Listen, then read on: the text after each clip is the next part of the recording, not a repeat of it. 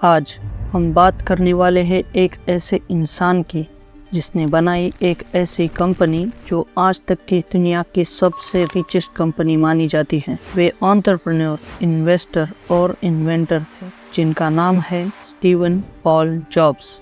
Steve jobs का जन्म 24 फरवरी 1955 को कैलिफोर्निया के सैन फ्रांसिस्को में हुआ था। जब उनका जन्म हुआ तब उनकी माँ एक कॉलेज स्टूडेंट थी और अनमैरिड थी, जिसकी वजह से उन्हें उस बच्चे को अपने साथ रखना बहुत कठिन था।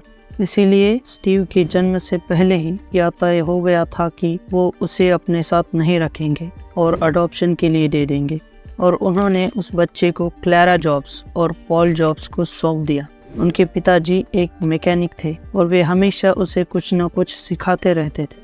17 साल की उम्र में उन्होंने कॉलेज ज्वाइन किया। पढ़ाई के दौरान उनके पास इतने पैसे नहीं थे कि वो अपनी पढ़ाई आगे कंटिन्यू कर पाए, और आखिरकार उन्होंने कॉलेज से ड्रॉप आउट लेने का फैसला किया। वे कहते हैं कि उस समय यह निर्णय सही नहीं था, लेकिन आज जब मैं पीछे देखता हूँ तो मुझे लगता है कि मेरा निर्णय बिल्कुल सही था।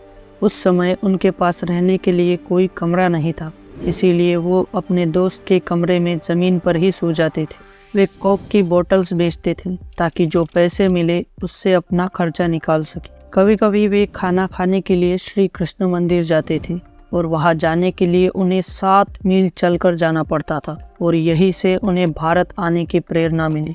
उन्हें बाकी लोगों से कुछ अलग करना था, और वे हमेशा कुछ ना कुछ नया सीखने के लिए ढूंढते ही रहते थे, और धीरे धीरे उनके मन में कैलीग्राफी का शौक पैदा हुआ। उन्होंने सेरिफ और सैन सेरिफ टाइपफेसेस सीखे। इसी का यूज करके उन्होंने 10 साल बाद मैकिन्टोश कंप्यूटर डिजाइन किया। ब्यूटीफुल टाइपोग्राफी के साथ ये उनका पहला कंप्यूटर डिजाइन था।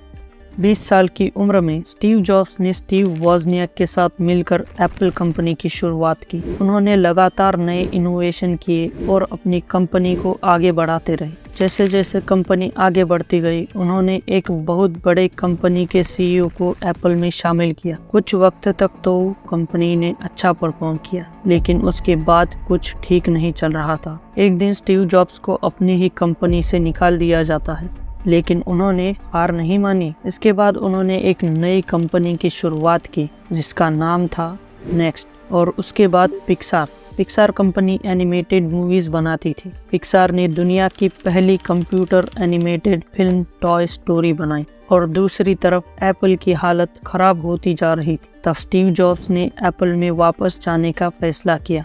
उसके बाद एप्पल ने नेक्स्ट को खरीद लिया। स्टीव जॉब्स के एप्पल में वापस आते ही कंपनी ट्रैक पर आने लगी, और कंपनी ने वो सभी माइलस्टोन अचीव किए जो वो डिजर्व करती थी।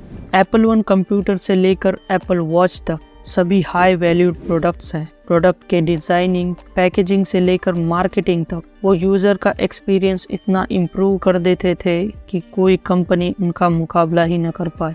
जब वे टीनेज में थे तब उन्होंने एक कोटेशन पढ़ा था जिसकी वजह से वे हमेशा मोटिवेटेड रहते थे। कोटेशन कुछ इस तरह था: अगर आज मेरी जिंदगी का यह आखिरी दिन होता तो क्या मैं वही करना चाहता जो मैं आज करने वाला हूँ। इस बात ने स्टीव जॉब्स को बहुत प्रभावित किया। वे रोज सुबह आईने में देखकर यही सोचते थे, यदि आज मेरा आखिरी दिन है तो मुझे वो करना चाहिए जो मैं चाहता हूँ। मैं जल्दी मर जाऊंगा। यह सोच उन्हें बहुत प्रेरणा देती। एक दिन उन्हें पता चलता है कि उन्हें कैंसर हो गया है। डॉक्टर ने उन्हें बताया कि अगर उन्होंने अपना इलाज नहीं करवाया तो वे सिर्फ 3 से 6 महीने तक ही जीवित रह सकते हैं। स्टीव जॉब्स ने अपना इलाज करवाया और ठीक हो गए, और वे कहते हैं कि मैंने मृत्यु को बहुत नज़दीक से देखा है, और कोई भी मरना नहीं चाहता, लेकिन मृत्यु एक सच्चाई है।